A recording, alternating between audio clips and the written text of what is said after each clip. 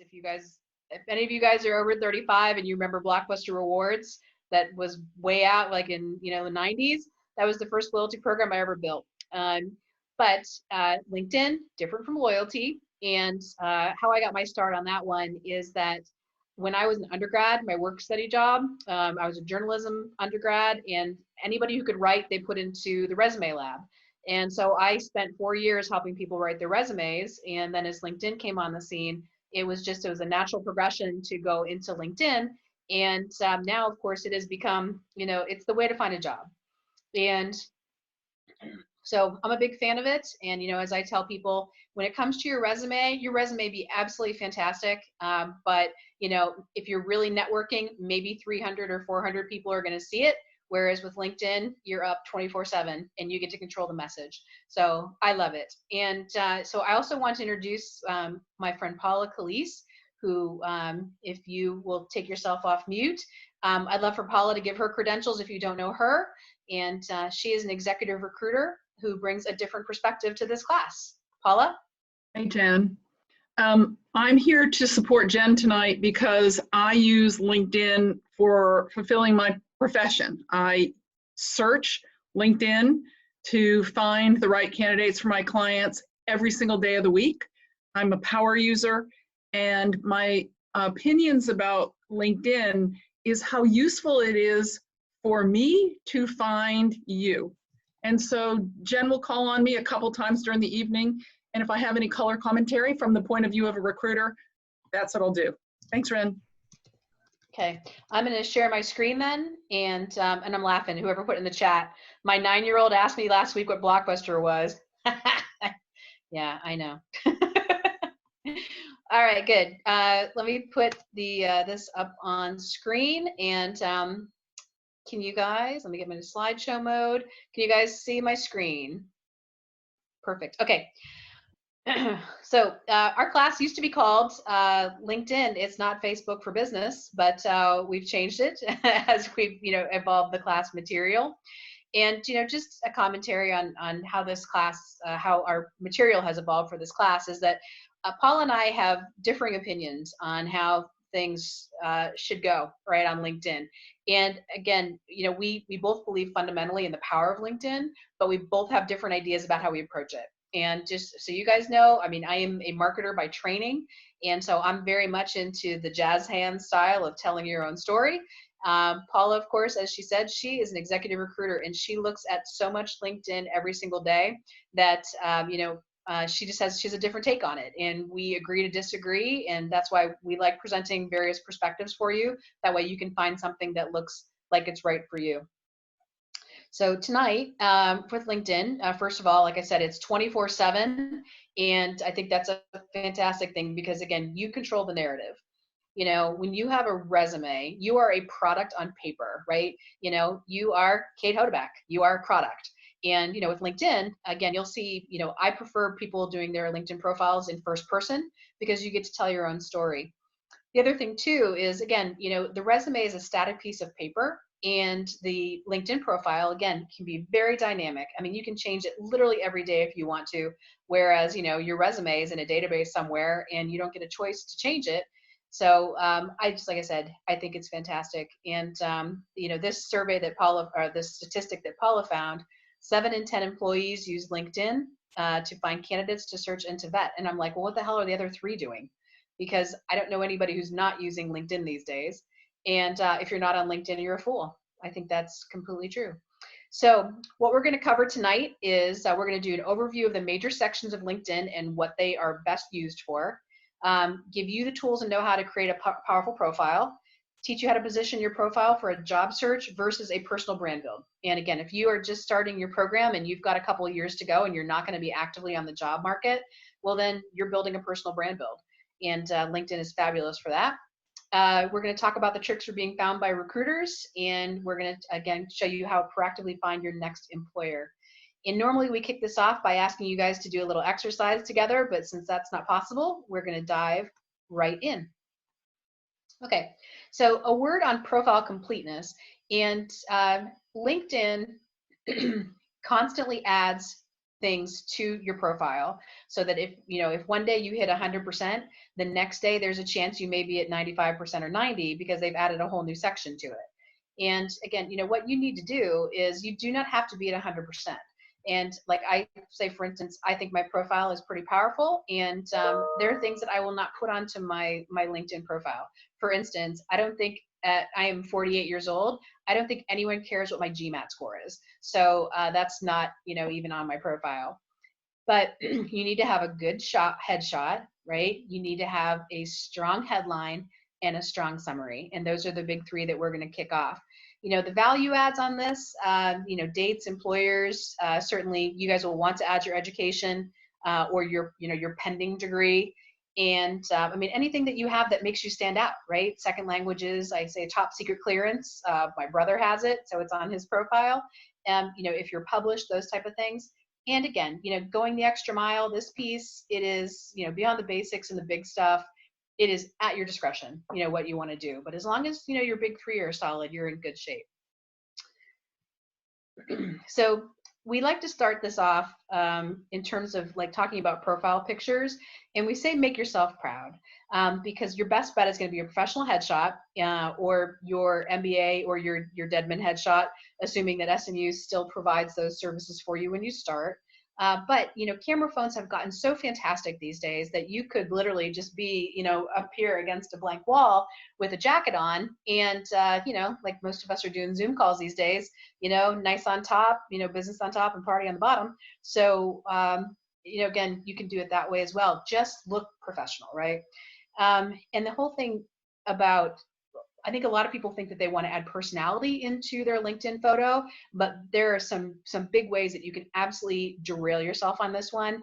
That's wedding dresses, clearly when you're in formal wear, caricatures, the sexy poses, the family shots, all that kind of stuff. Your face cropped out of a family photo. These are things you want to avoid. And so Paula and I, some people collect porcelain boxes, right? Some people collect clown figurines. Paula and I actually collect really terrible headshots, and we would like to show you our collection right now.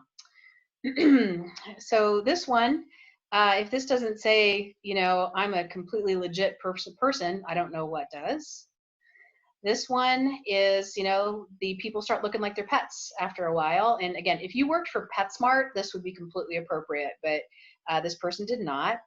This one always looks to me like they're dumping someone's remains. And again, the picture is so far away that you can't actually tell, about this person. And again, they could completely be an archaeologist, and, maybe it's appropriate, but then again, maybe not.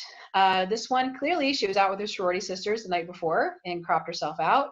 Again, the wedding dresses thing, not a good idea on your professional pages. That says pumpkin head. That says pinhead. Yep. And this one, again, these are all real. So yeah, so partial nudity is part of your LinkedIn profile. Maybe not the thing you want. This one's even worse. And this, again, real deal stuff. And this one says, my parents made me put up a LinkedIn profile, but I'm doing everything I possibly can not to get a job. 2 people in a photo, right? And it's pretty cheesy, so that's a bad one. Kat Rogers is a freelance marketing social media person. No, she's not. She's a Dallas Cowboy cheerleader. Sean Williams, if you can tell which one is Sean, that'd be great. This one, you have your choice of 7 people who you'd like to represent in this LinkedIn shot. Too dark, too light, formal wear, take a picture of your car. I mean, nothing is more professional than that. This one says lady of the night. This one says not serious. Again, these are all real. And I don't know why someone would think that this shot would be something that would be good for a professional website, but I'm not her. Not professional. Not professional. Not professional. Her cup says I woke up this way. I blew it up just to see, because I think people want to see your face. So again, maybe she has a cleft palate and she's hiding it. I don't know, but still, it's not a great one. Again, real pictures. Yeah, this one says, I'm a motivated employee and would like to come work for you. A little bit of too much big head action on that one. Little bit too much filter on that one. Unless you're a super creative type, I would avoid pictures like this and the caricature, which I hope he didn't pay for that. Real picture, where he looks like he's flipping off the camera.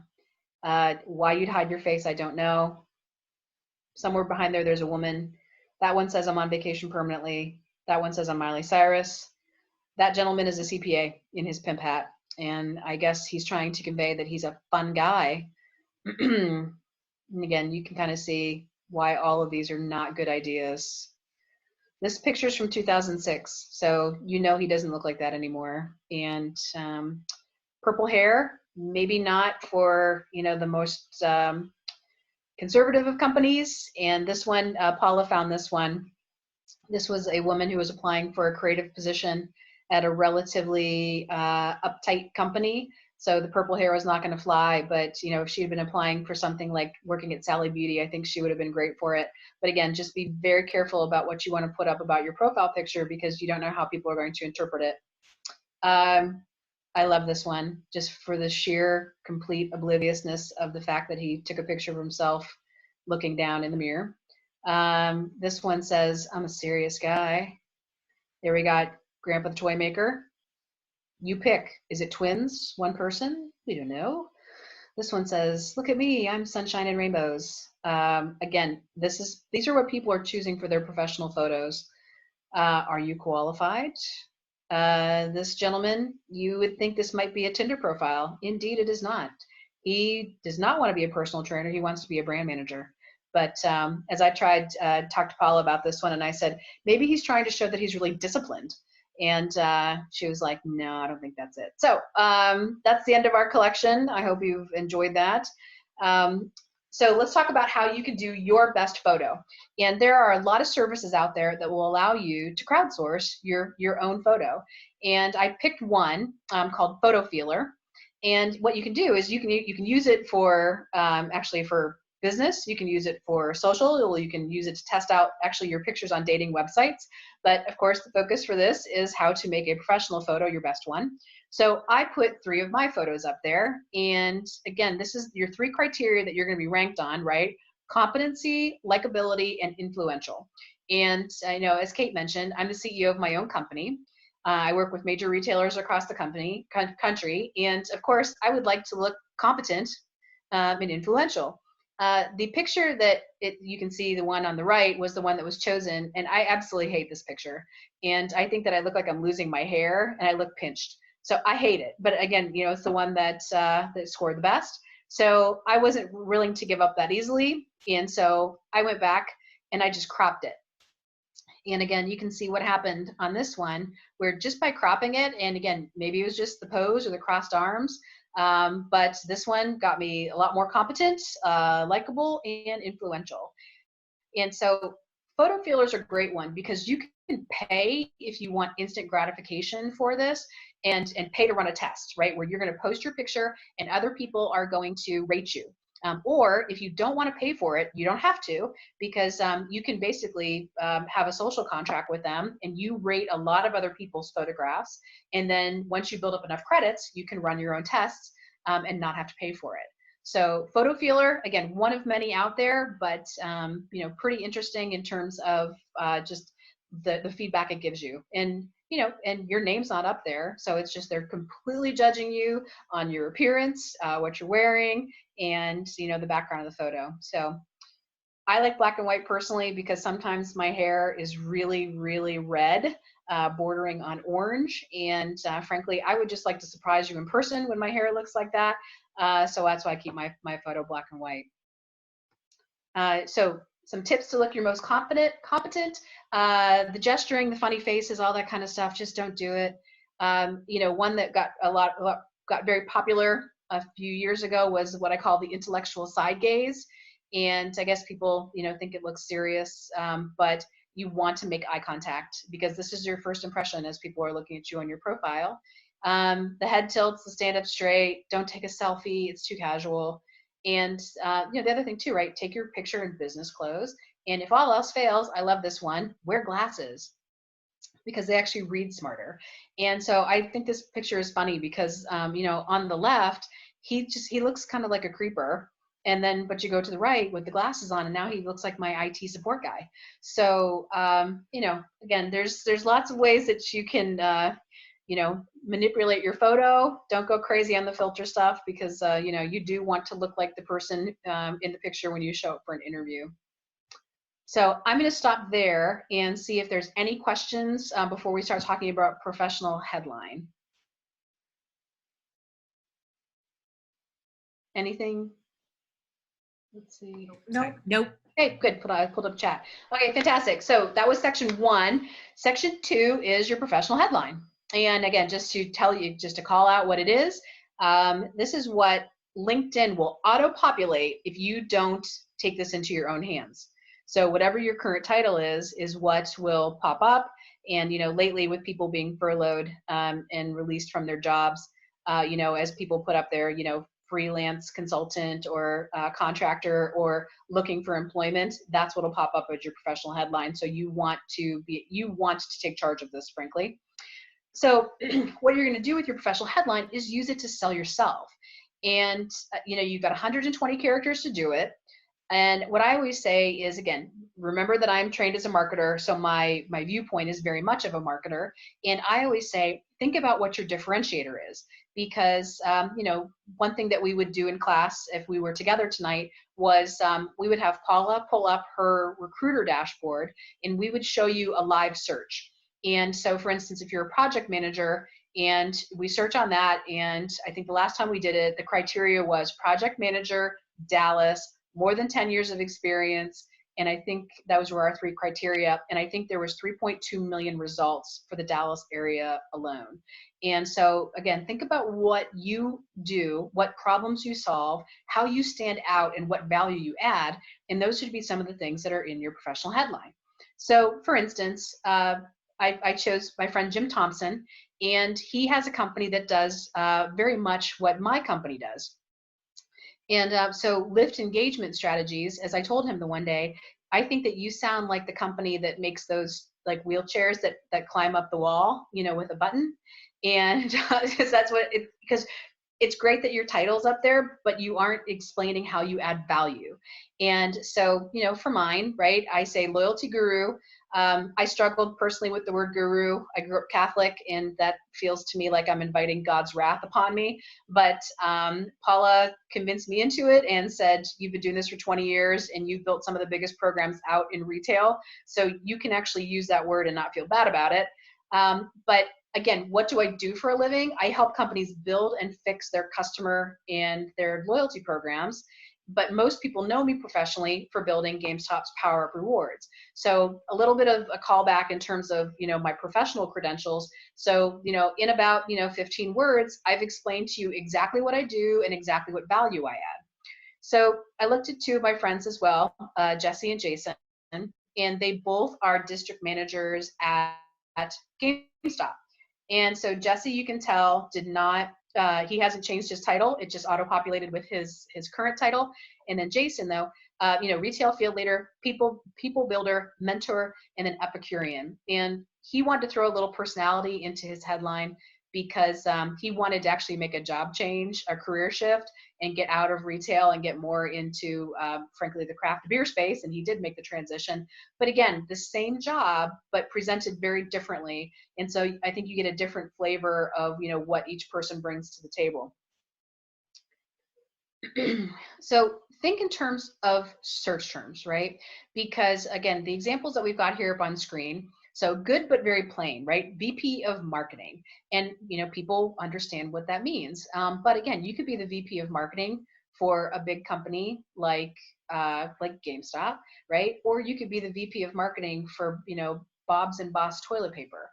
So again, you want to get a little bit more interesting in terms of the words you're going to use, right?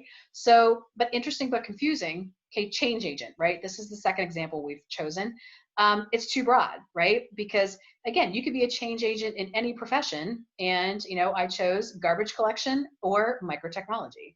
And again, so you just kind of got to explain, a little bit more about what you mean by that. But then let's look for one that's spot on, right? Again, looking for something that's very succinct, but then also enough words that conveys exactly what someone does. So this person, right? brand builder, CPG. Okay, so they've covered off on their profession. The color, right, is the builder piece of it, and then CPG is the industry. And again, I say, use as many words as you can in your headline, because you're going to be limited to 2 lines anyway. So make them as powerful as you possibly can, right? There's a lot of things, right, that they will say are kind of trite and overused. And they're things like, out of the box thinker and problem solver. And, I always ask, right, who doesn't think that they're a great communicator, right? I mean, like the whole class usually raises their hand. And, we also think about things like colloquialisms, right? And so my actual title is Chief Accelerant. And my company's name is Incendio, which means fire in Spanish. And so, an accelerant would be like putting gasoline on a fire. And so I'm the one who makes the company go.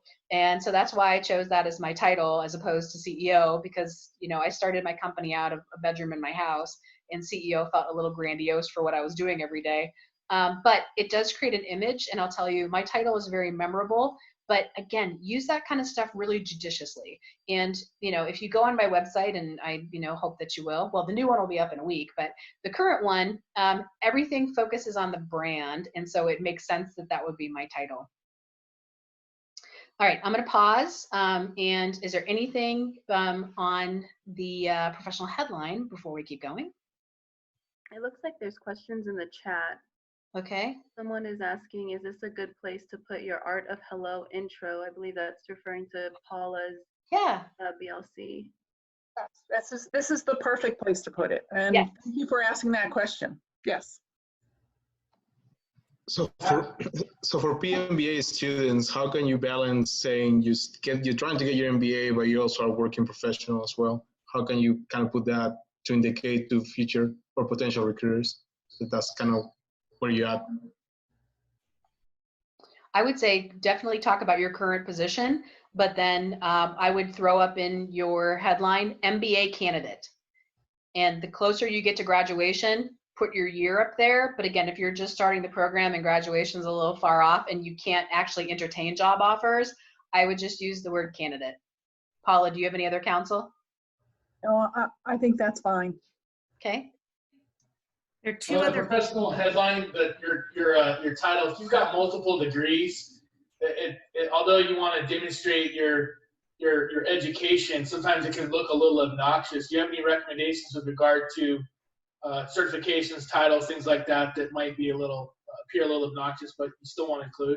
Yeah, I mean, like if you look at a lot of HR professionals and they've got multiple certifications, I mean, bravo for doing it, but in the education section, all of your degrees will be picked up. And I would say that if you have one that's truly a standout, like a certification that is kind of rare, I would consider putting that into my professional headline if you think that it is going to be eye-catching to a recruiter, is how I would do that. Paula, what do you think? Yeah, I'm good with that, because when I'm looking for certifications, I'm using it as a keyword search, and it's going to find it anywhere you have it in your profile, so you don't have to have it in the headline for it to be found. Okay, good to know. Thank you. Sure. What else we got? Do we have time for another question? Sure. So I saw some comma and then versus the divider by like a vertical. I don't know what it's called. Yeah. So why is that? You gave example. There's comma after certain thing, someone's headline. So for example, right here, Jason's after Greater Nashville area, and then he had that vertical. Yes. And then up here, where after mentor, he has a comma. Okay. So, The comma is his choice, and he typed that in. You could do a slash, you could do a dash, you could do a plus sign, you could put icons between it if you wanted to. Paula hates it, and we have one example where she actually likes what they did. But the Greater Nashville area with the vertical right there, that is auto-populated by LinkedIn based on stuff that you fill out. So it'll ask you, where you live and what areas you want to work and what industry you're in. So you definitely want to fill those out as part of your profile. Thank you. Sure. Jen, do you see the questions in chat, or would you like me to read them to you? Hold on a second. I'll pull up chat. Chat. Okay, hold on. So probably It is first not one is, actually loading onto my screen. I don't know why. you know what? It's when, if you are not the host, it's hard to get it. So I'll read it to you. Okay, If you are wanting to change industries and positions, how do you word that in your headline? This is from Madeline. Sure. Well, I think Paula also has an opinion on this one too, but I'll kick us off. And I would say that I think you'd be overt about it, and that you want to change industries. And I think that once you get into your professional summary, that's exactly what the summary is for, to explain, you know, for instance, like, you know, why you decided to stop being a criminal psychologist and really want to be a chef. I mean, so that's exactly what that's for. But I mean, Paula, do you have ideas on how you would word that? No, I think that's a very, very difficult piece of work. To change professions and industries at the same time is nearly impossible. Now, the example you just mentioned, Jen, I was a criminal psychologist and now I want to be a chef. That would be easier because you can actually train to be a chef. That's true. Very, very specifically. If you want to change to be an accountant and you are training yourself and getting degreed in accountancy, that's more possible. But if you're doing something with a more general MBA education and you want to make those two changes at once, it's almost impossible. You need to make one change at a time, in my opinion. Okay. Kate, you're on mute. I knew that. How do you think someone leaving the small business world for corporate world build this? How would you?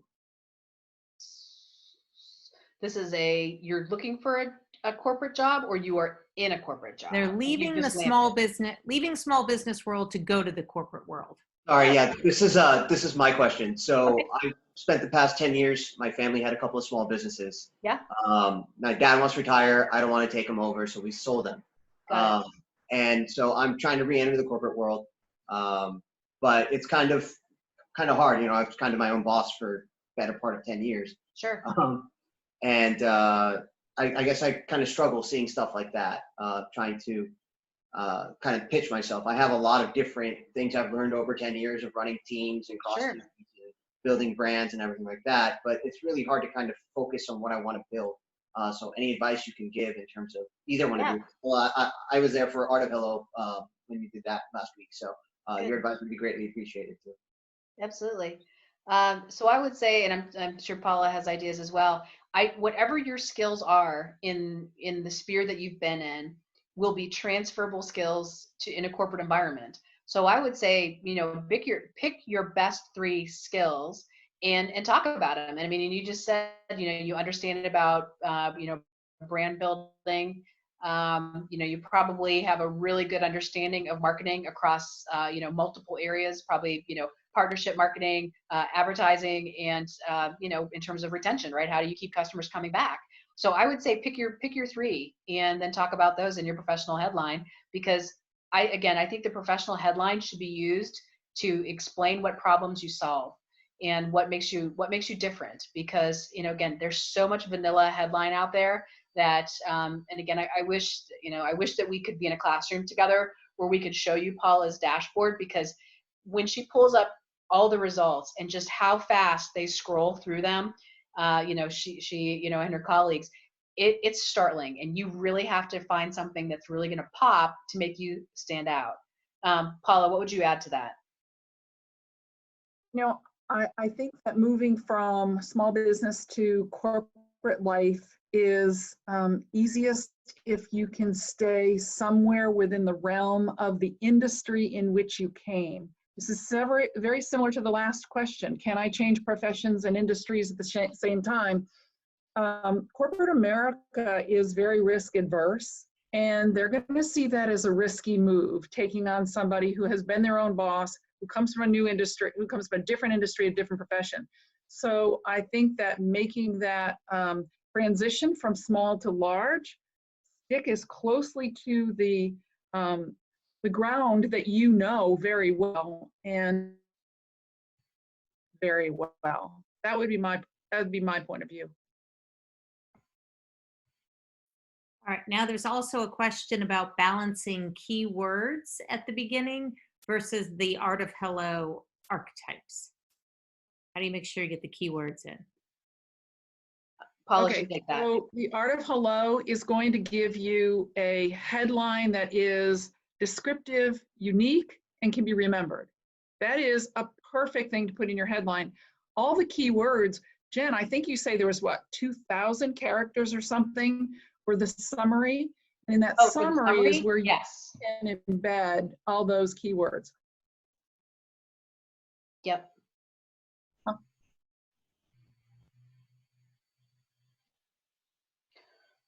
I think Paula's video is frozen. Your video froze. Okay, so we'll. Okay. Sorry. You back? Okay. Okay. What else we got? Anything else? Suggested word number for the summary, not the headline, but the summary section. Is there a word count? Let's just move right into it. Okay. So again, just calling out what your summary is in case you didn't know what that was.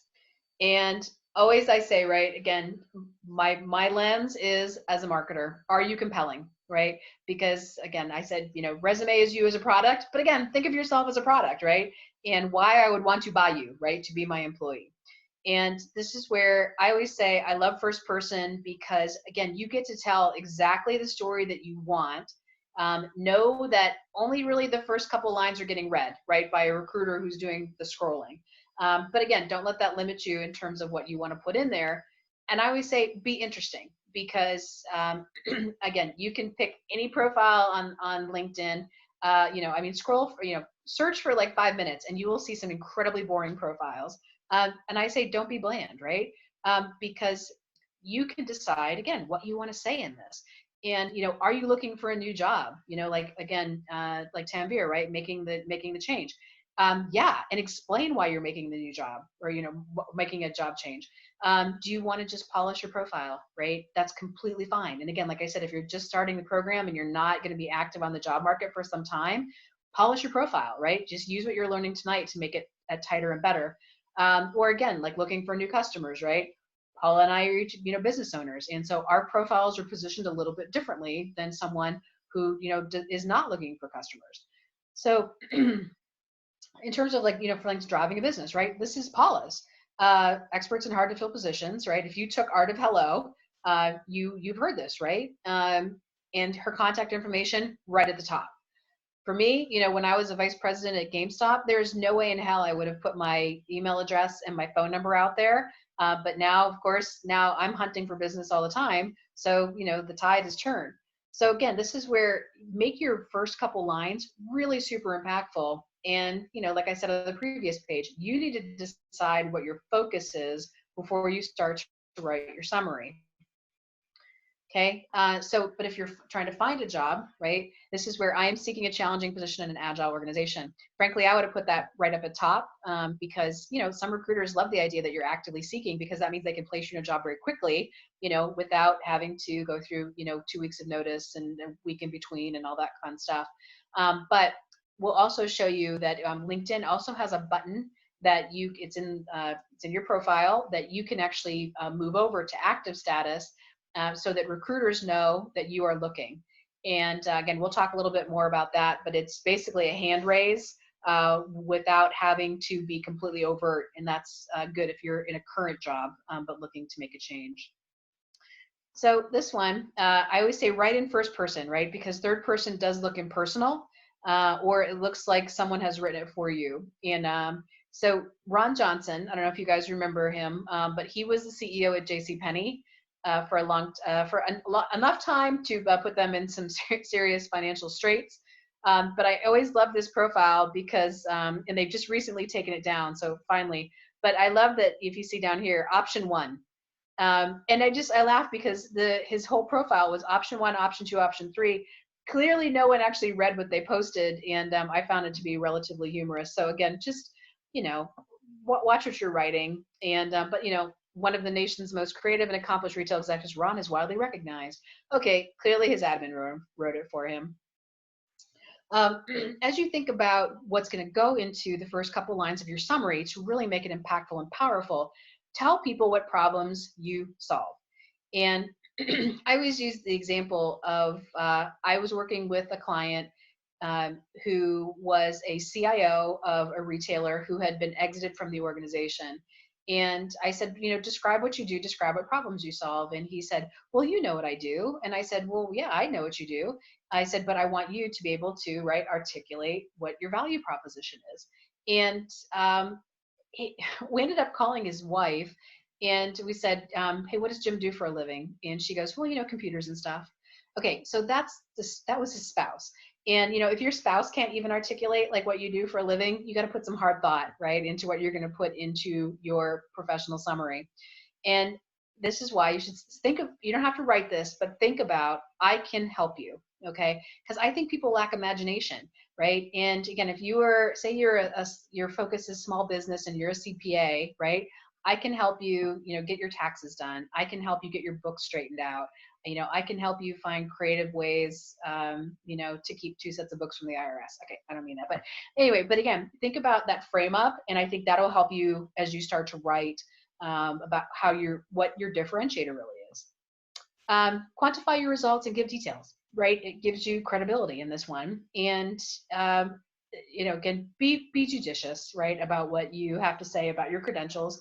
And, you know, one of the resumes that came across my desk was someone who said that they invented sun chips at Frito-Lay. And my boss at that job happened to be the former vice president of marketing at Frito-Lay and had worked on that product. And I said, well, and I showed the resume. I said, well, clearly you must know who this person is. Are they any good?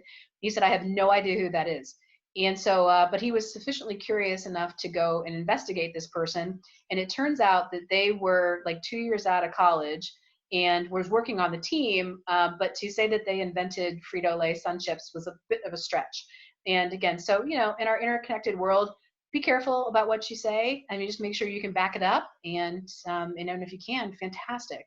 So, but just, you know, I mean, I'm sure every person on this call has either been back channeled or has been a back channel reference for someone. So, you know, LinkedIn makes you very visible. The third part is be your own brand ambassador and tell your story. Because, I mean, again, that's why I said the beauty of LinkedIn is that, you know, you can say anything that you want. And, you know, my first LinkedIn profile, I talked a little bit about how I got into marketing. And, you know, as my thinking on LinkedIn evolved a little bit more, frankly, no one cares, right, about how I got into marketing. Let's talk about what problems I can help you solve, because, you know, my childhood dreams of, you know, becoming a ballerina and then a veterinarian and then a dolphin trainer, yeah, no one cares.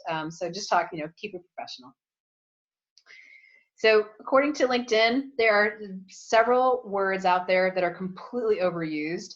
They are things like this: extensive experience, proven track record, problem solver. Okay, if you are not a problem solver and you are gainfully employed, don't ever admit that you're not, right? Because I think we're all problem solvers. We solve problems every day. All these things, right? Results oriented, all this kind of stuff. Don't do it. And so this person, Darren Daly, was one of my former colleagues. And I asked him, what makes you an innovative IT professional? And he said, well, you know, my approach is just very different from that of my peers. And I'm like, well, you know what? Explain why you think differently, because innovative, it's another word that just, I mean, everybody uses it. It's, you know, back to, you know, I'm a great communicator. It just, when everybody says it, it means nothing. And then again, just to help you on this one, a little bit more, a few buzzwords, right? Again, just get rid of all these things. And I actually, you know, looked up how many words are common in the English language, and it's 1 million, right? We have 1 million words to draw from. That is a lot of choice and a lot of ways to be dynamic. And as someone with a journalism degree, I will tell you that one of the tricks to writing a good profile and writing a good resume is to use really strong verbs, right? Because I can say I'm responsible for the annual audit, or I can say I create the annual audit, right? You know, I orchestrate the annual audit. Okay, that is way more powerful than saying I'm responsible for the annual audit. So, you know, again, use the power of language that's available to you. And so, again, I wish we could show on screen a lot of the things that we talk about here. And but like this one, right? Are you compelling? Include your contact information, right? And use your personal email address. Do not use your work address, because again, you just never know what's going to happen, and you should always be in control of your LinkedIn profile with your personal address. Don't use work. Because the other thing too, right, is if someone wants to contact you about a job and it's your work email that's on your profile, it's going to go to your work email. And again, you just never know if your employer has email screening programs in place that are looking for these types of things, and it could get you flagged. So just be careful. Call to action, right? Any good piece of marketing material is going to give you a call to action, which is either click here for more information, buy this product, you know, whatever it is. But your call to action should be something like connect with me, call me for a free consultation, book time on my calendar, you know, something like that. And then what I do is, again, please go take a look at my profile if you'd like to see, you know, what mine looks like. There's a couple paragraphs of the first one, how can I help you?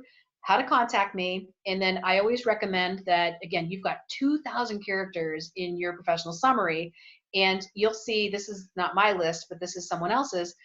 It's alphabetized, and it basically is Boolean search on steroids. So, I mean, I think everybody here knows what search engine optimization is. This is your search engine optimization, because all of the terms on which you think that you could possibly be found, put them up there, right, until you run out of space. And if that seems very daunting, go look for, like, just going on Indeed.com or Six Figures or another job site and pull up a job description that you admire, right? A job that you would want to do. And then just cherry pick the best terms out of there and use that as your starter list. But again, I always recommend that people put it in alphabetical order, because it's much easier to scan it than it is if you don't alphabetize. Okay, so this is, again, I say, what do you bring to the party, right? Think SEO, expand on your title if you can, and avoid company-specific titles, trendy titles, that kind of stuff. And then general advice, give details, like tell me how you accomplished it, right? Because again, people remember stories. They don't remember facts. They don't remember figures as well. Stories resonate. So if you can tell a story, that's always a good thing. Show results. And again, just be very careful if you work for a publicly traded company that you aren't giving away confidential information. Always easy to disguise your achievements. Like if you saved, $22 million, by redoing a certain, like a procurement process. Again, don't say 22 million. Say something like, I saved, 12% of the total budget. Again, so just be cognizant about how you couch it. Elaborate on how you were great at your job. And again, do not be afraid to share awards that you have gotten at work. And because, again, no one's going to toot your horn except you. And there are plenty of places on LinkedIn where you can talk about this. There's actually an awards and achievement section, and you can put them in there.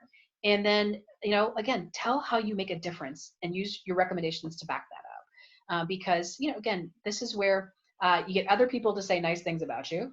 And we'll talk about, recommendations in a minute. But again, people want to hire people who are problem solvers, and they are doers, and they are movers and shakers and good at their job.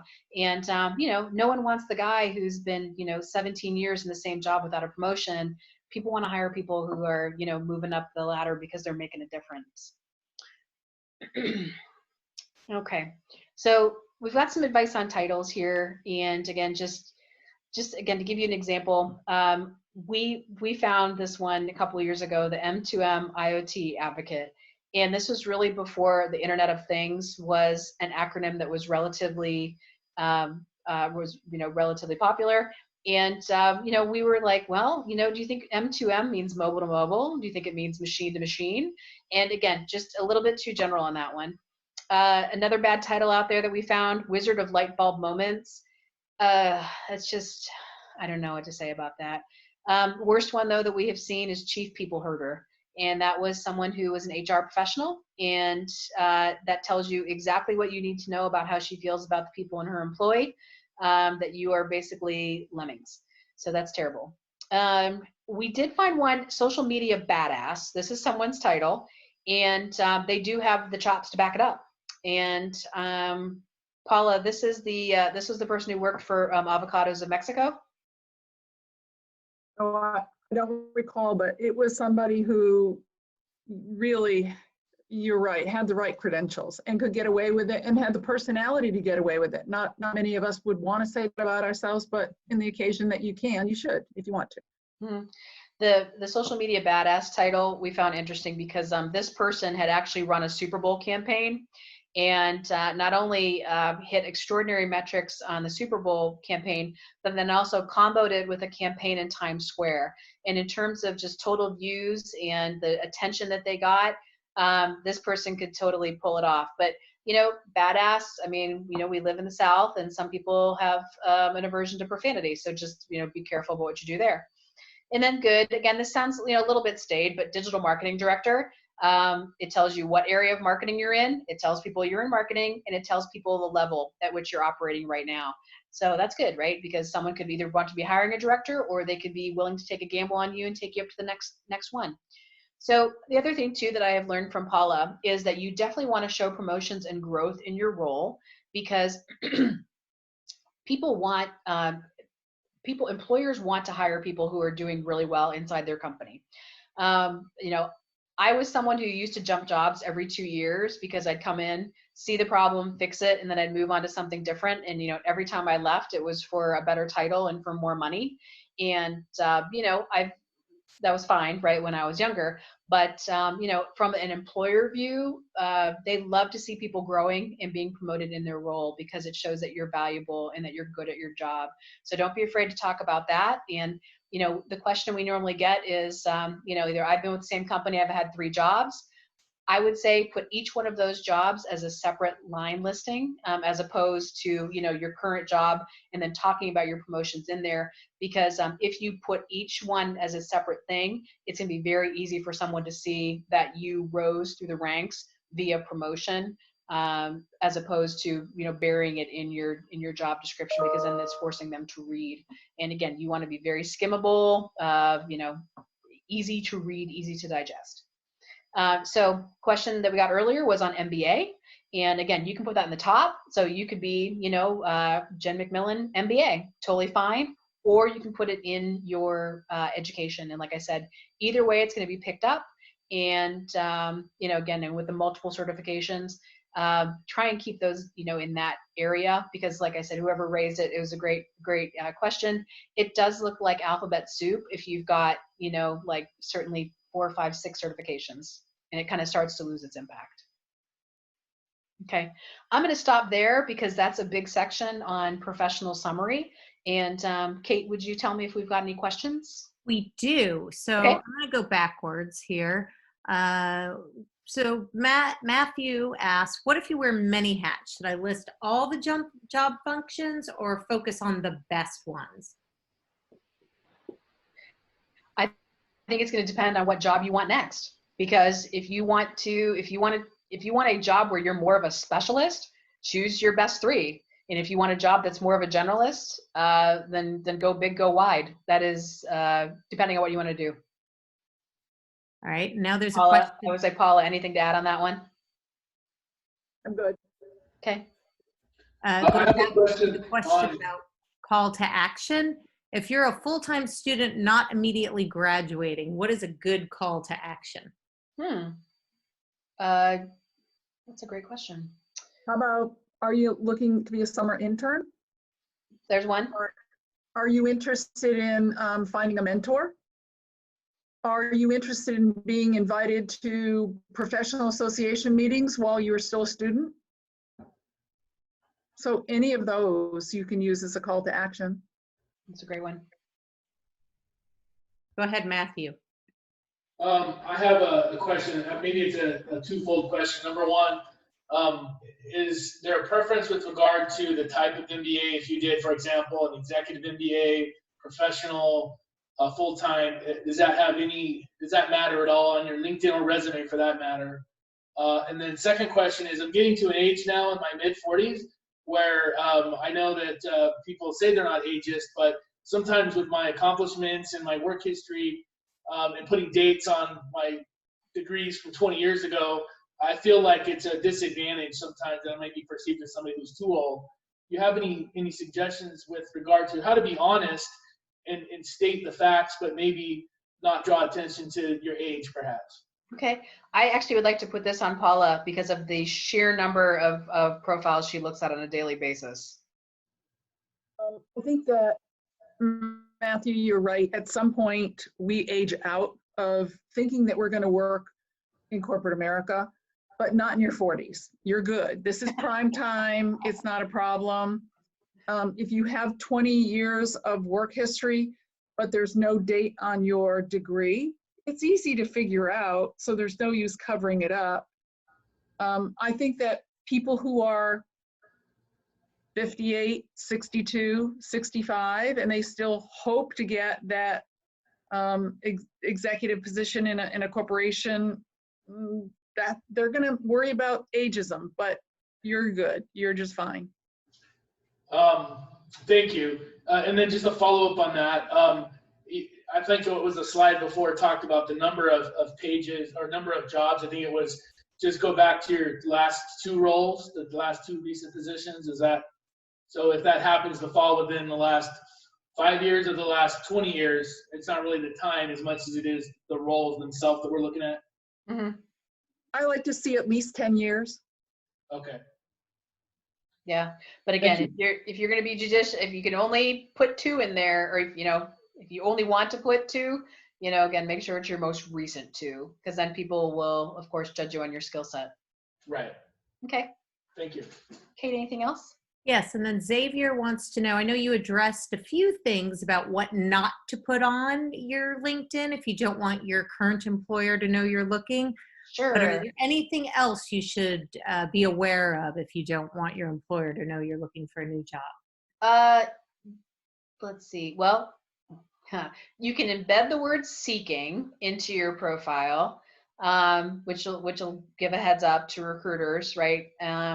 Because you can word it and say, I'm always seeking new challenges.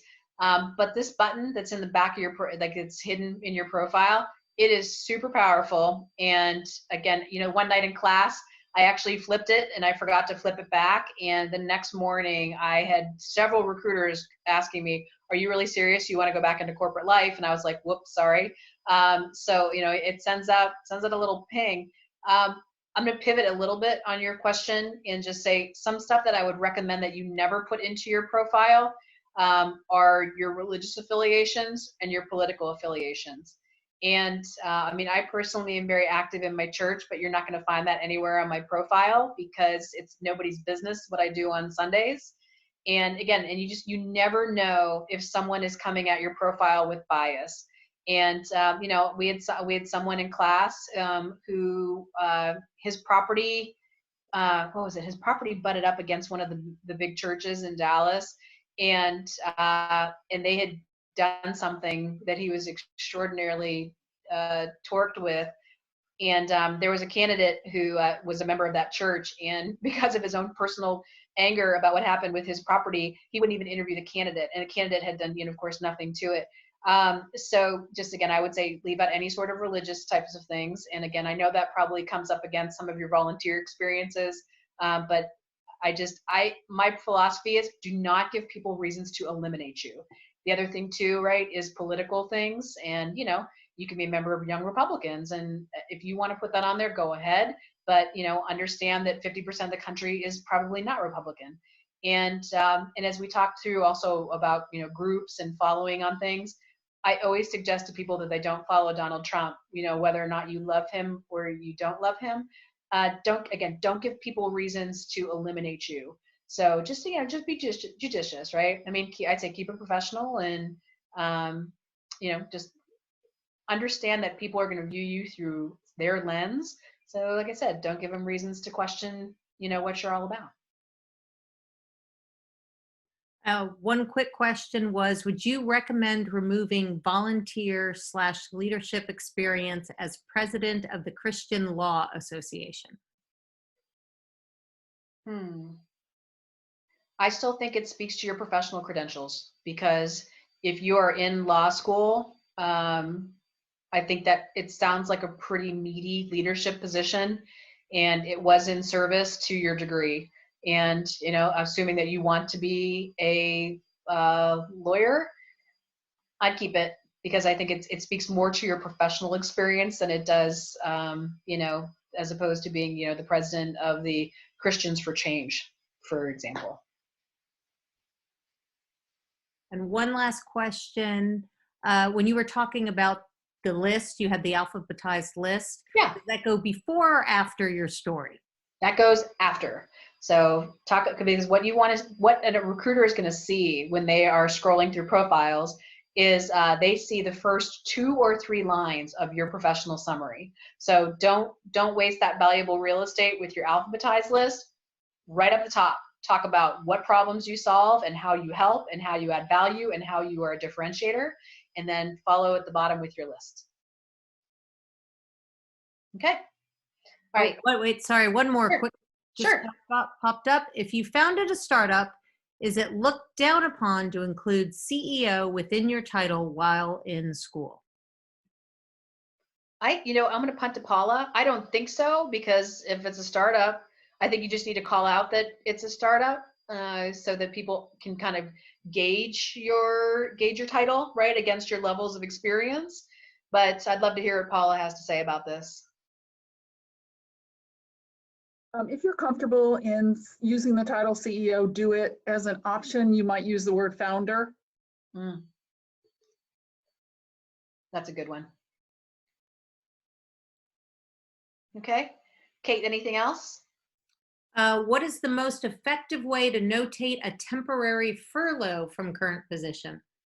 Probably relevant. Paula, what do you think? Use the word furlough. We all know what it means now. That's true. Okay. All right. In the interest of time, I'm going to keep going, and we'll stop again for questions. Okay.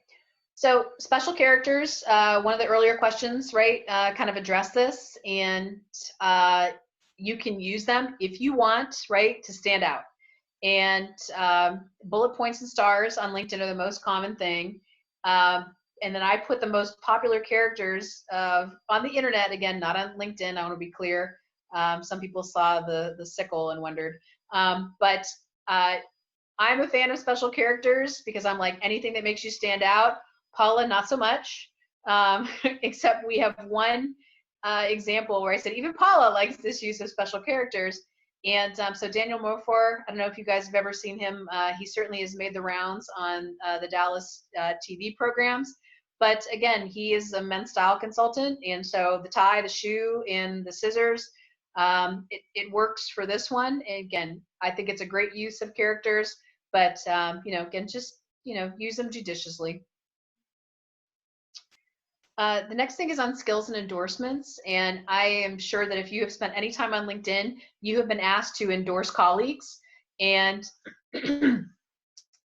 colleagues have been asked to endorse you.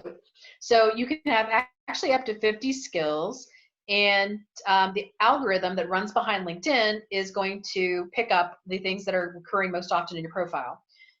So you can also manipulate your list, just so you know.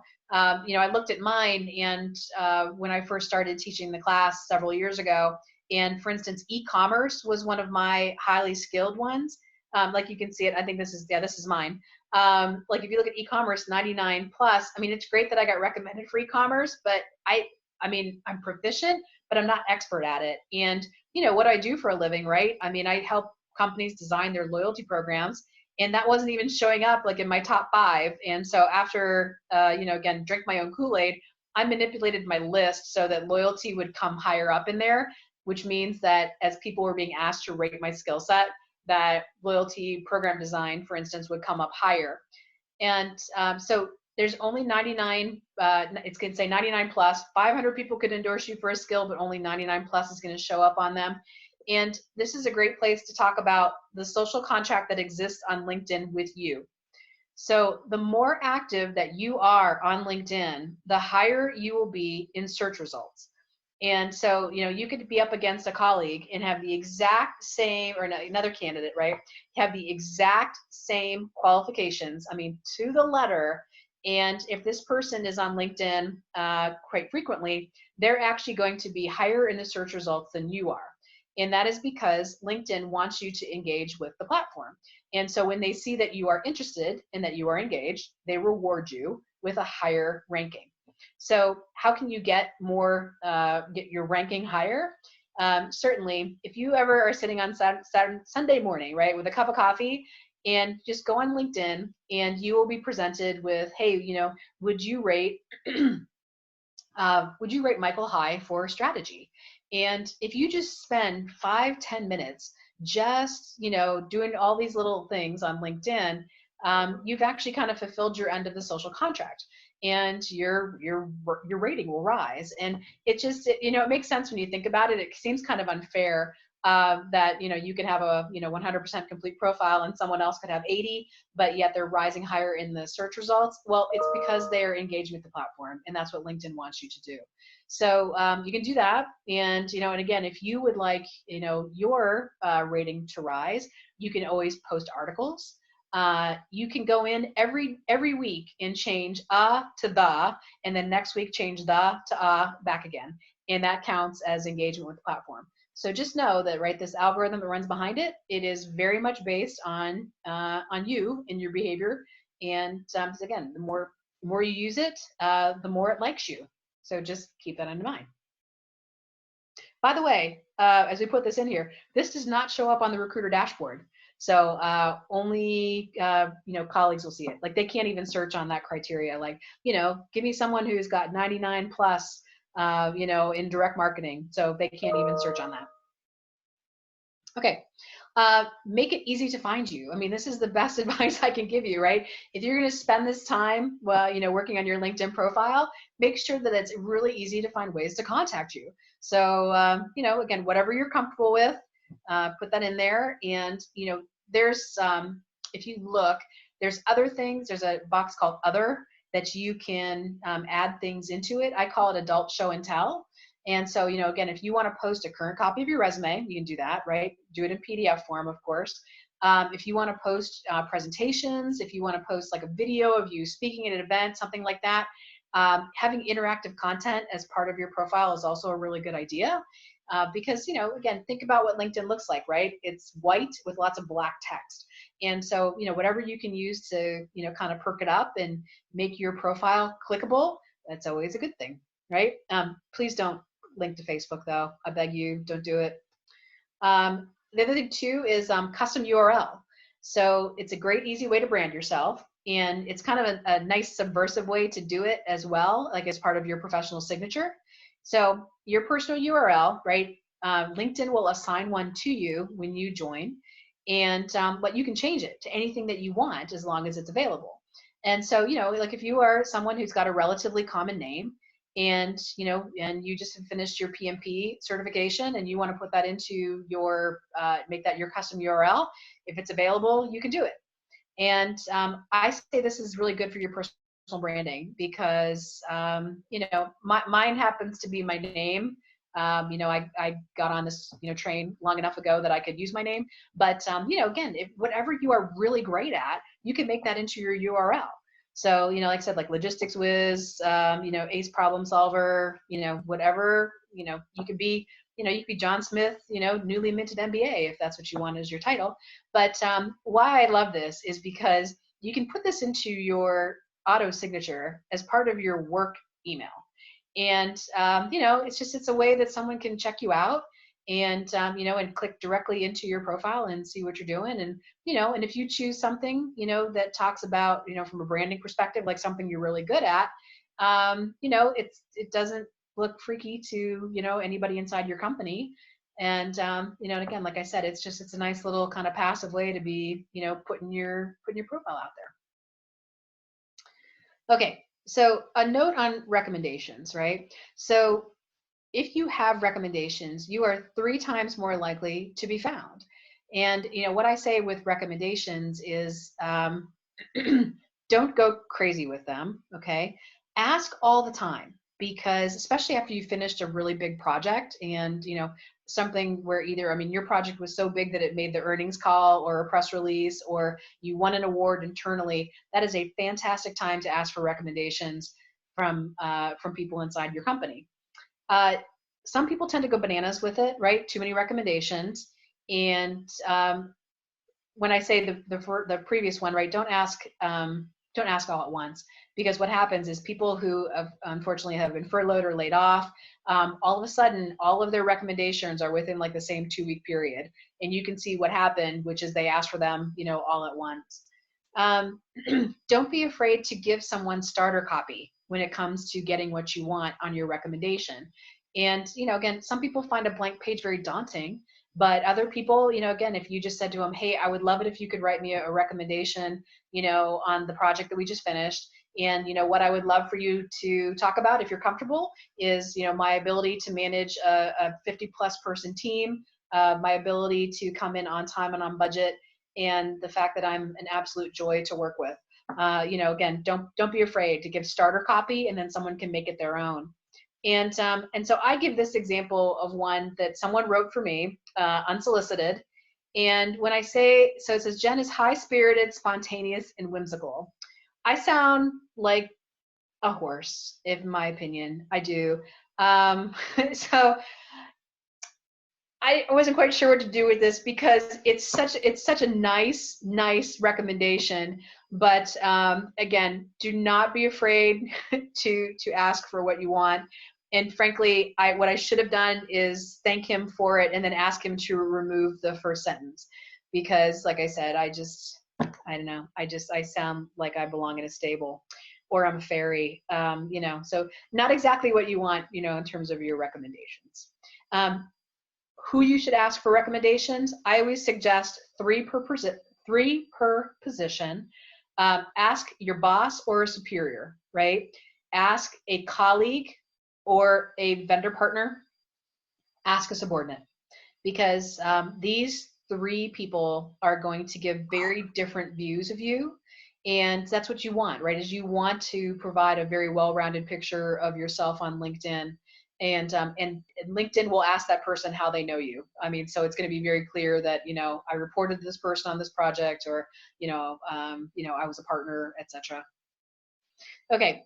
Connections are a great thing. And, you know, most recruiters want to see that you have got 500 or more connections, because that means that you are active professionally, likely engaged in some of your professional organizations, and you're highly networked. And, you know, it's great to put a highly networked person into a company, because you probably can refer people who are like you. And if they thought you were good enough to hire, they probably would consider hiring your friends as well. So this is someone that I actually know, and he is a sales guy. So 19,000 connections. For him, that's fantastic. Paula, too, has a ton of connections on hers. Like she likes to say, being an executive recruiter is like having a lake house. Everybody wants to be your friend. And but we have differing views on this, right? Because I keep mine around 2,000, 2,500, because I want some semblance of knowing this person, right? And so if someone back channels a request, like I got one this week for someone, it was actually a person I know extraordinarily well, so I didn't have to do the lookup. But, you know, again, I want to know who's in my network. I mean, as much as I can. For Paula, right, given her profession, I mean, she wants as wide of a network as possible. But, you know, again, in terms of being, you know, your connections, this guy with 19,000 and 2 degrees away, that means he can literally reach 4+ million people with one InMail, which is astounding. And then, you know, I just laugh. This always reminds me of that poster in the nurse's office when I was a kid, that was like, you know, it was all about like, you know, remember the kissing disease, mononucleosis, right? And then this person and this person, and the rows like this, and the rows like this, and then the rows like this on the bottom. But, you know, having connections, again, you have to decide what you want. Do you want a vast network just to be connected? Or do you want a little bit of a tighter network so that you actually know the people in it? Up to you, right? Differing opinions on what's the best way to go. So I want to say first, second, and third, in case you don't know the difference. So Paula and I, of course, know each other, right? We are first connections. Paula has a friend named Marjorie, right? And Marjorie is she owns a salon, right? And I want to get to Marjorie. And so Marjorie would be a second connection to me, right? So I can go through Paula to Marjorie. A third connection is one of Marjorie's connections, right? So I go through Paula to Marjorie to third connection. Those are a little bit tougher to get because sometimes you either have to know the person's exact email address or they won't even let you connect to them. So easier to stay in the first and second. I say be judicious, right? Know the person that you are asking to connect, like blind connections. Most people find those a little bit shady, right? You get a lot of these from outside the country, and you just don't know what you're in for, right? If you don't know the person. The other thing too is I say write an actual note because sending a generic LinkedIn request is the equivalent of the party foul.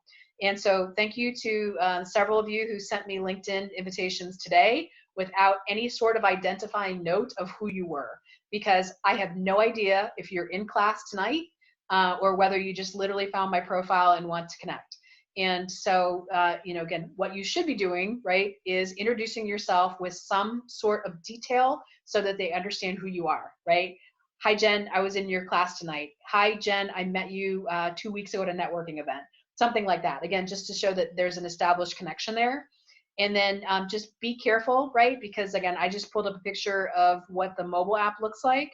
And you just be real careful, right? Because if you just hit connect, it just goes right through with the generic verbiage, which says, I'd like to connect you on LinkedIn.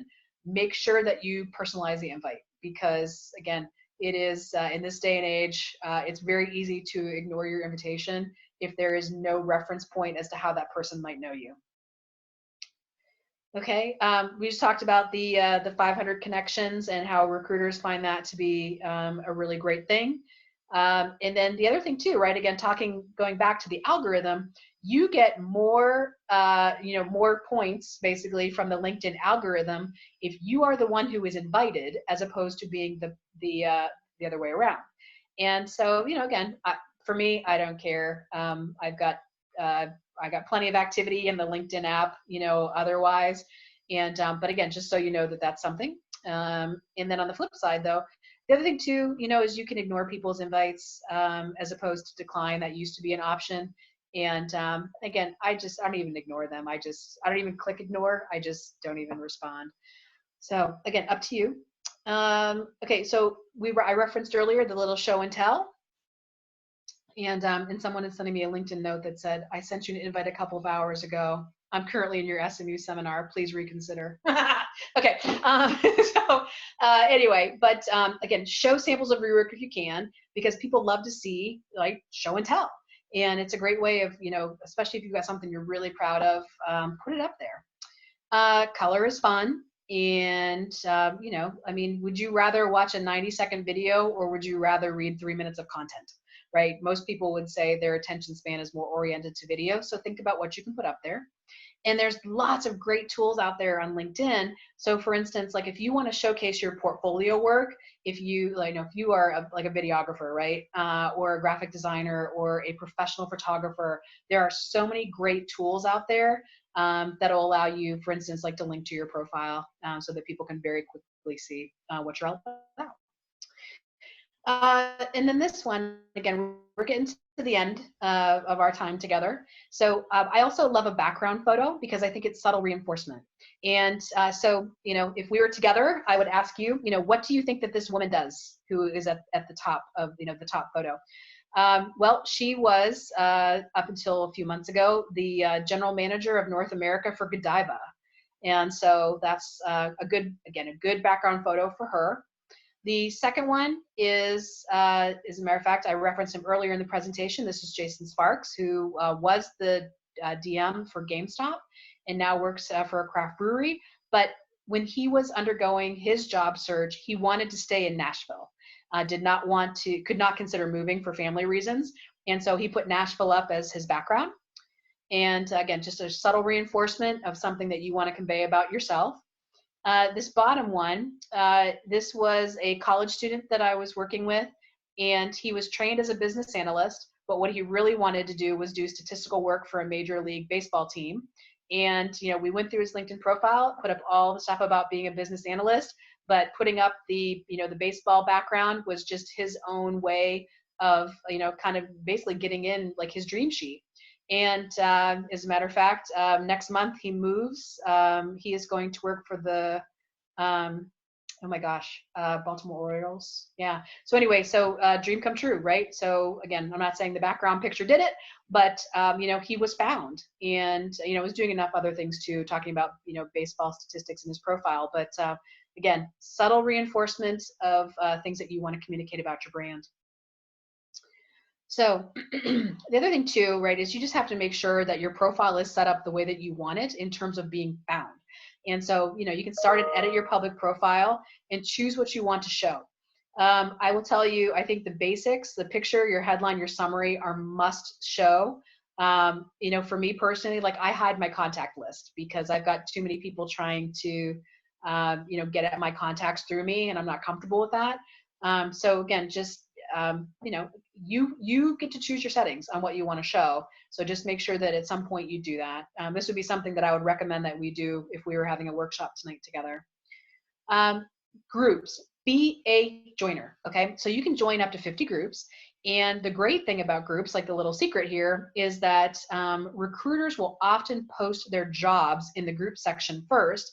And so before it goes out to the worldwide, web of LinkedIn, it goes into group first. And so pick your groups, pretty judiciously, right? And, when I was working for GameStop, I was in a lot of, video game networking groups, those type of things. But as I left GameStop, I shed those and I picked up, new interests, right? Entrepreneurial things and, groups about growing a business and that type of stuff. Again, I put in here, don't follow Donald Trump, regardless of what your view is of him. It sends a message one of either ways. And since you can't control that message, don't allow someone to control that for you. The really cool thing about groups is even if you are not connected, you can actually direct message someone who's in a group with you. And so for instance, if you're trying to break into a certain company, I'm trying to think of one who's doing well. Okay, so European Wax Center, right? They just moved to Dallas, and say that you wanted to talk to the CMO about getting a job, and you saw a position posted. Well, you know what? If he's in the same group as you, you can direct message him through LinkedIn, and that's a really cool thing. Hey, Jen. Yeah. This is a good example of what you can do when you're trying to make that industry change. Join some groups in the industry that you are pointing your career toward. That is perfect advice. Okay, so the other thing real quick too is if you want to grow your network very quickly, very fast, the one group that you can join tonight that will expand your network is Blue, which is the Dallas Business Network. And I forgot to update it with the current one. This is the last time I taught, which is in the fall. So there's bound to be way more than 29,503 members in it today. But again, it gets you connected very fast, and all of a sudden you will have a lot more second connections available to you. Okay. So being found. So this is a lot of what Paula likes to cover. And you want to talk about the recruiter button? Keep going, Jen. You're doing a great job. Okay. All right. I'm trying to roll so we can get through this. So this is the button, right, that let recruiters know you're open to opportunities. It is under your privacy settings. And if you throw that button to yes, recruiters will be able to see that you're actively looking. Before you ask me, what if my company recruiter sees that? There is actually logic built into it so that, so say for instance, right, you work for JCPenney. If you throw that button, recruiters at JCPenney will not be able to see that. So like I said, there's a little bit of protection measure built in. The challenge, of course, that you take, right, is if they've got an outside consultant or an outside firm looking and they find you, again, hopefully they wouldn't tell anybody, but just, again, know that that is the chance that you take. But there is logic built in to shield you from people inside your company being able to see that. Think about, again, what you look like to a search query. And this is where I say, right, think about yourself in terms of SEO terms. And if you want to look at, you know, what you think you want to look like. So for instance, like if I were searching, I would search on Loyalty Guru, you know, 20 plus years of experience or something, and see who comes up. And the first time I did this exercise, one of my friends came up, and I was actually kind of taken aback because he didn't have as much experience as I did, but his profile was extraordinarily well done. And once I, you know, again, drank my own Kool-Aid, right, when we were putting all this content together, you know, years ago, was able to get my profile up into usually the top 3 search results. So again, look at the people that you want to emulate, and or just, like I said, just search on those terms and see what comes up. So this is the one that I referenced earlier about how others see your LinkedIn activity. And one thing that you want to do is click on the yes button, so notifications to your network. What that means, what's going to show up is that every time you get promoted, or every time you're in the news, or every time you make a change to your profile, your network will be notified, right? So you will show up in their feed, you know. So for instance, you know, Michael Beck has accepted a new position, and it'll show up in their feed. So again, if you want to be seen, which I think you should, right? Throw that button to yes. There's a really cool little bookmarklet out there, and there's a couple, and this is just I just took a quick clip of this one, and at the time I put this in here, it was called the LinkedIn Sharing Bookmarklet. And again, if you see an article that you really like, and again, you want to be noticed on LinkedIn, install this in your browser bar, right? And every time you want to share an article, like something that you see that's, you know, professionally relevant, it'll allow you to share instantly. So it's very quick. So again, like I said, if you want to interact with the platform in a way that your profile rises, these are some of the things that you can be doing to be seen, to be visible. Okay. So Paula, do you want to take this section? Okay, so I had to unmute myself. That's okay. So we've talked a lot about having a great profile. That is the fundamental best way to be found, is to have just a great profile. Getting involved in groups is another great way to have a good profile. And then posting also heightens the, you become more popular and known in your circle of influence if you do postings. So those are just the basics that all of us probably should be doing. What's this one? LinkedIn Premium. Jen, do you recommend it? I don't know anything about the front end. Sure. I would say, so I, for instance, do not have a premium account. The only times that I have paid for a premium account have been when I've been in an active job search, because it increases your ability to send in-mail to people. And an in-mail allows you to bypass the connection, you know, mechanism. And so, you know, for instance, if I thought that, you know, I was a great match for a senior job at Bank of America, and I could in-mail, you know, the president of the Dallas branch, I might want to use one of my in-mails to do that. So, but again, you know, for the most part, if you're in a passive mode, I'd say don't pay for it. The only thing that's really interesting, I think, is that you can also see who's viewed your profile, which again is good if you are in an active job search. I think it's a nice to know if you're not. But you know, the other advice on this one too is I would say just be active before you need it.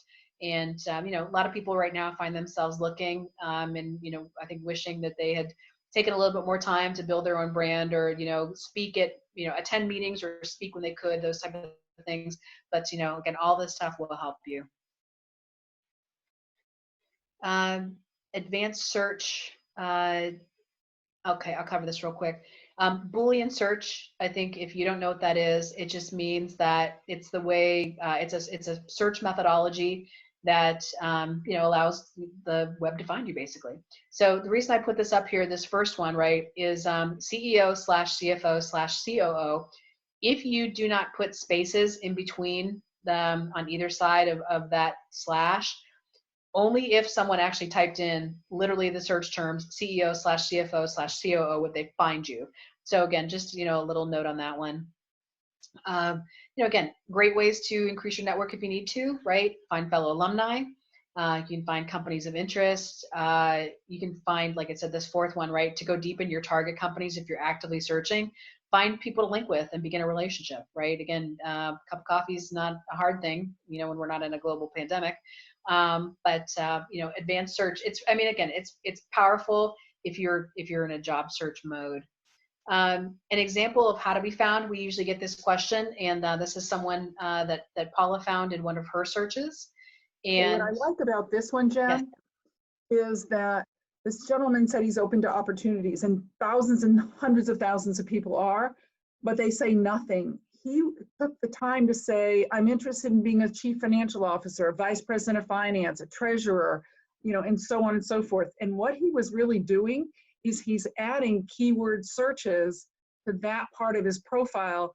So I've got lots of ways to find him. He also says, I'm looking in Los Angeles and Palo Alto, Brazil. I mean, how would I ever know this guy is interested in going to Brazil unless he tells us so? So I recommend that when you turn on open to opportunities, you spend a moment to fill in the section. That's all I have to say. Yep, it's good. And again, you don't have to come up with all of these things by yourself. Literally, you can just go check, check, check, check, check, check, check. You know, something for geographic location, and then it will auto-populate for you titles that look like they're relevant to your industry. So again, this is all behind the scenes, and this is all the stuff that will help you be found a lot easier by recruiters. So this is normally when we do profile, and I'm sorry we're not doing that tonight. So what we covered tonight in a pretty quick fashion was major sections of LinkedIn and their uses, some of the tools and tips, whatever, to help you create a powerful profile, and then also some of the things that will help you be found by recruiters. And as of course, if you would like to send us invitations on LinkedIn, we are happy to receive them as long as you don't party foul. And again, just all you have to say literally is just, you know, how we are connected already. And so with that, I'm going to stop. And Kate, are there any questions in chat that we want to cover before we end tonight? Yes, we had a couple. One, when we were on the topic of recommendations, and you were talking about the different types, the 3 types you should have. Yes. How do you get that recommendation without tipping your hat that you, or tipping your hand, that you are about to leave that company or trying to? I think it's all in the way that you word it. You know, where it's, you know, could be something like, you know, we've been partners, you know, for 3 years. And, you know, if you had a couple minutes to take time and could write a recommendation, that'd be fantastic. Again, I don't think you should ever tell anybody that you're leaving because you just never know, right? If, you know, if that ever got out, that could be completely detrimental. But yeah, I mean, again, just be careful how you word the invitation, and, you know, don't set off anybody's alarm bells. Yeah, I'm thinking about leaving in a couple weeks, and would love it if you could help me beef up my LinkedIn profile. I mean, you can do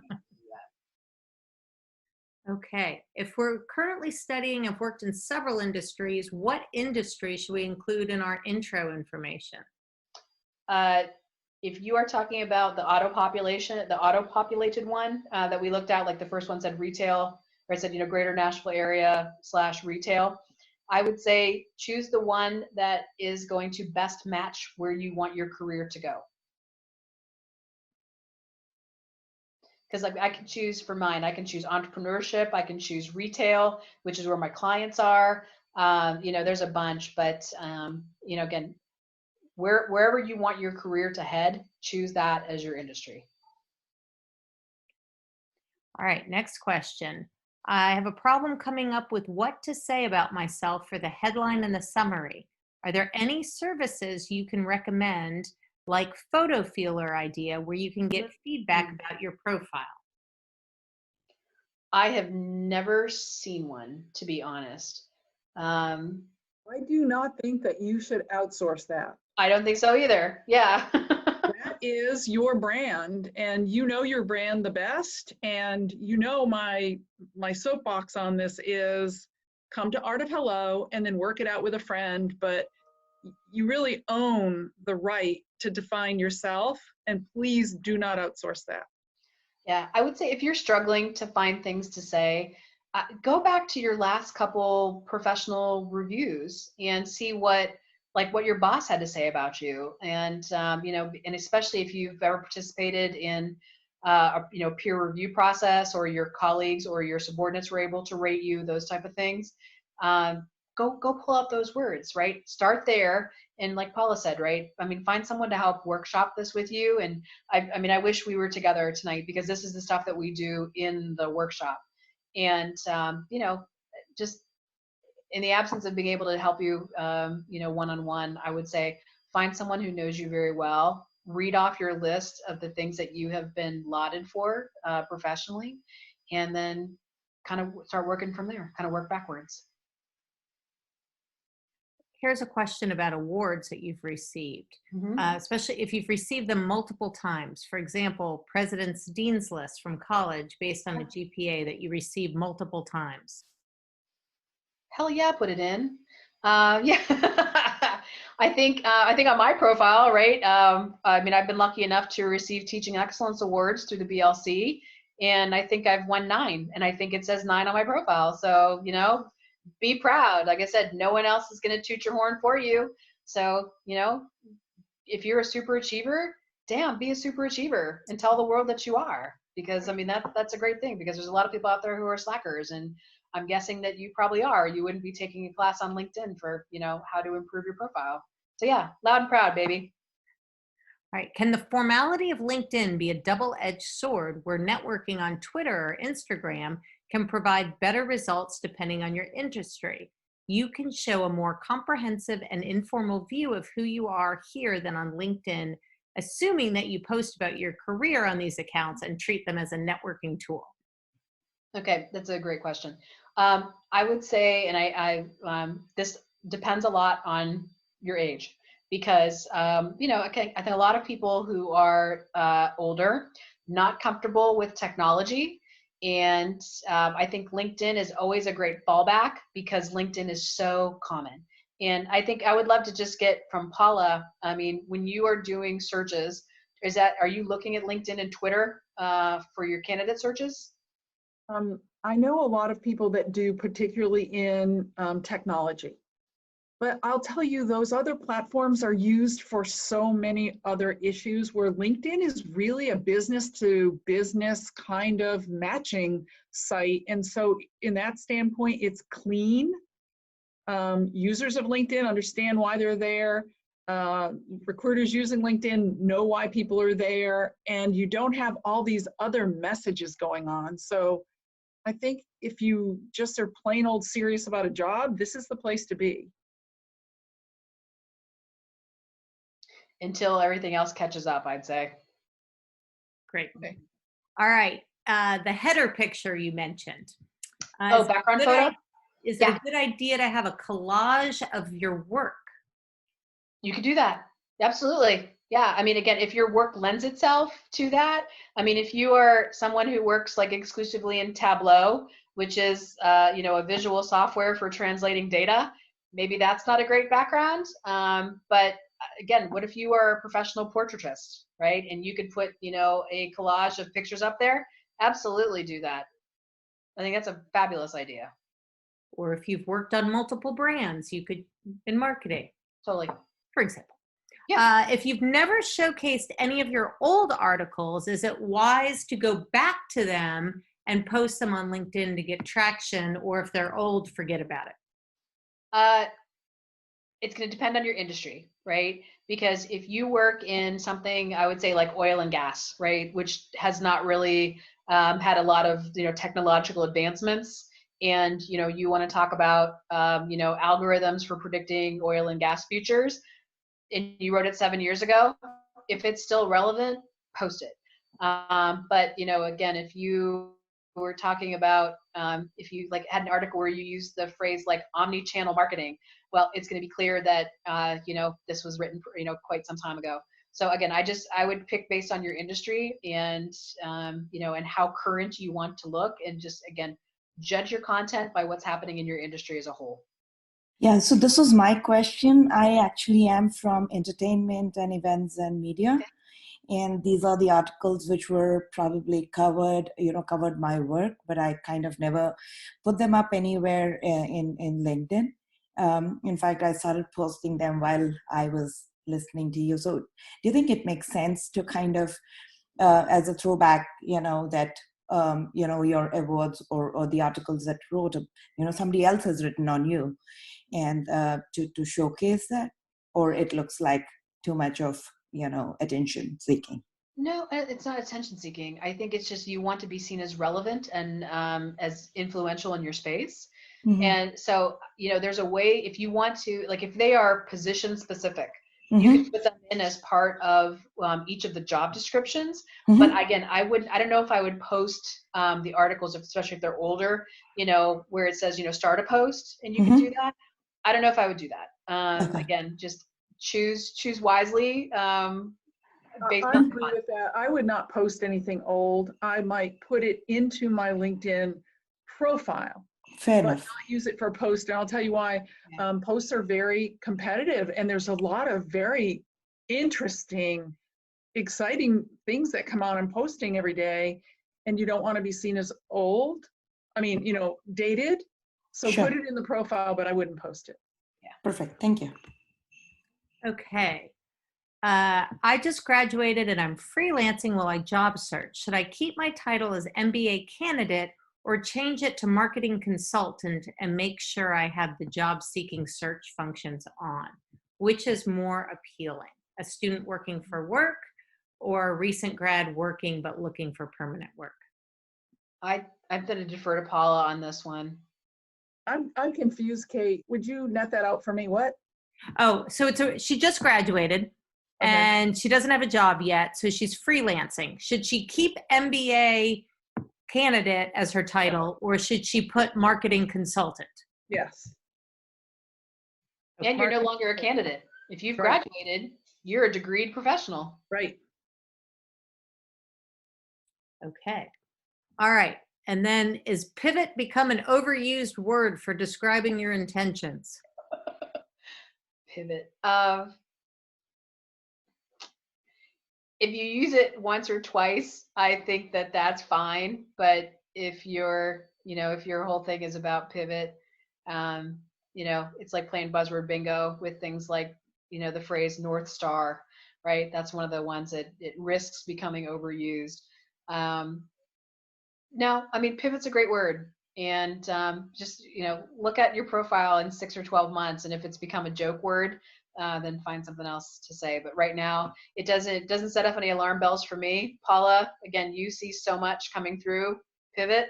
Well, I think you answered it well. Just use it once, be done with it. Because everybody loves pivot in terms of the Friends episode, right? So it's hard not to make fun of it. Yeah. Pivot. Okay. What else you got, Kate? All right. Well, I think this has to do with the banner, but if it doesn't, Matthew, jump in. What kind of visuals could you add for a software architect manager?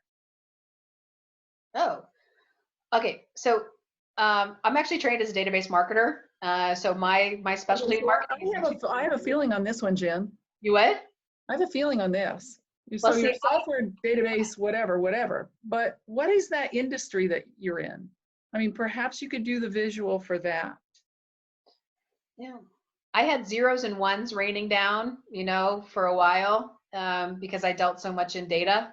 So I don't know. I would say Google search and just type in your industry and just hit images and see if anything comes up that actually is interesting to you.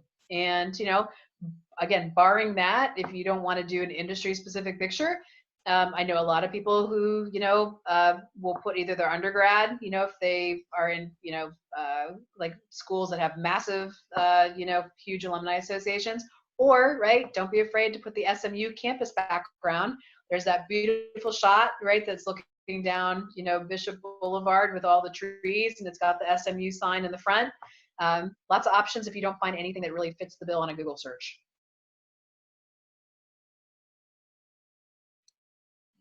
All right. Oh, good. She rewrote it. I'm trying to start a LinkedIn live series on my page.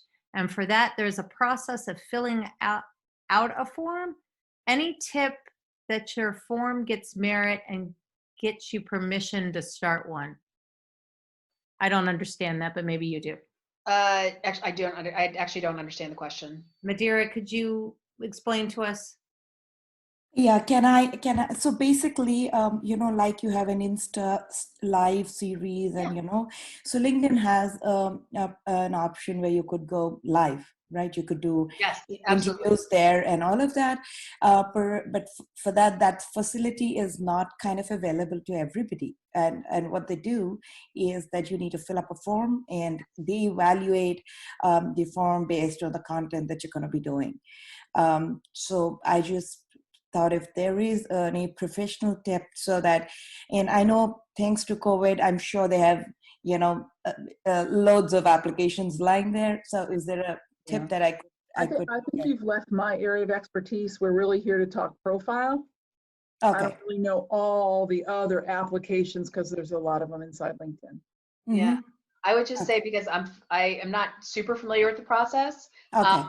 but I think that, again, before you submit your application, make sure that you have been like just as active as you can possibly be on the platform itself, because again, they want to see activity, and that's how the algorithm rewards you. And I can imagine that it would be different for how again, they're evaluating people who want to use the platform for live. Makes sense. Thank you. Sure. Thank you. All right. I've had a lot of fun with your teams today, but I'm signing off. Good night. Jen, thanks. Always great to work with you. And thank you, Kate. Thank you, Paula. Good night. All right, Jen, you want to take one more question? Sure. Hit me. All right. We'll see on this.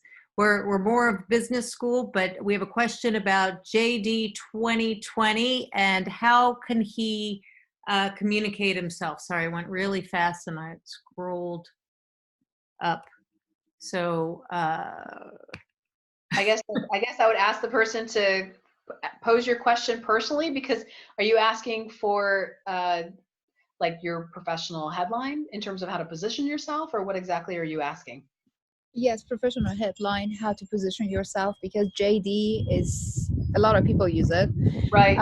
Creative problem solver. My background is I used to be a creative director, and I do use those skills, and I have during law school, and it has helped me.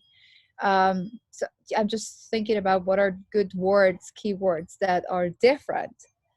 Yeah, I think I mean, based on what you just said, I think I'd pull in your background and say,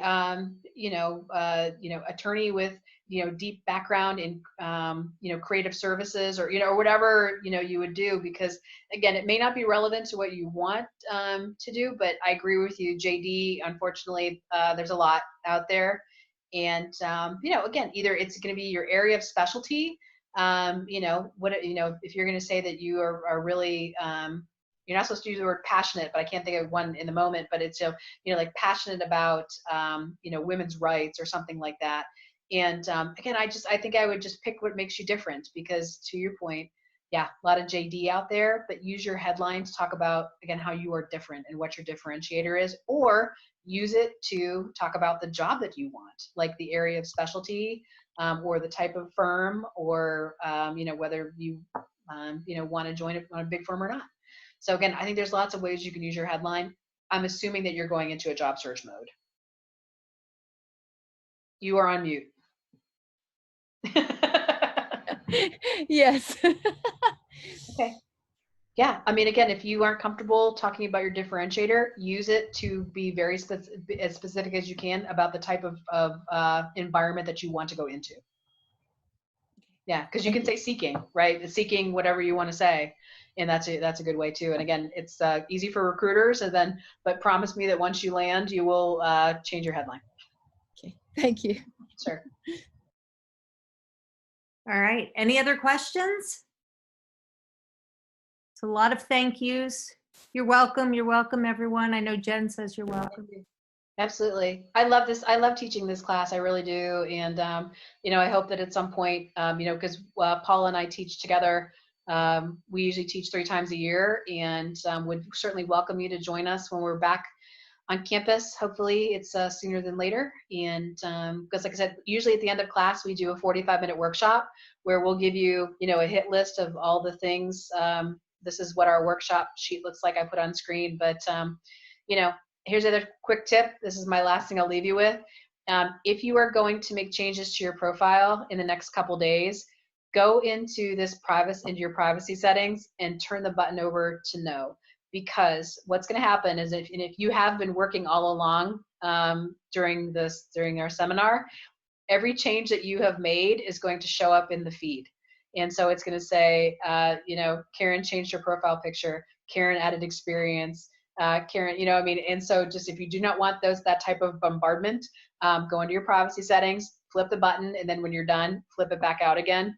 Because especially, if you want to, be a little bit stealthy about, what you're doing and the changes that you're making and not set off any alarm bells, just be stealthy, right? When you flip the button back, no one is the wiser. All your changes have been made. But again, no one's been notified of your changes. I actually went to my profile to do that, but I'm having a hard time finding that at show and tell. Oh, show and tell is my terminology. So, okay. All right. Anything else? Thank you, Jen. We always appreciate having you here.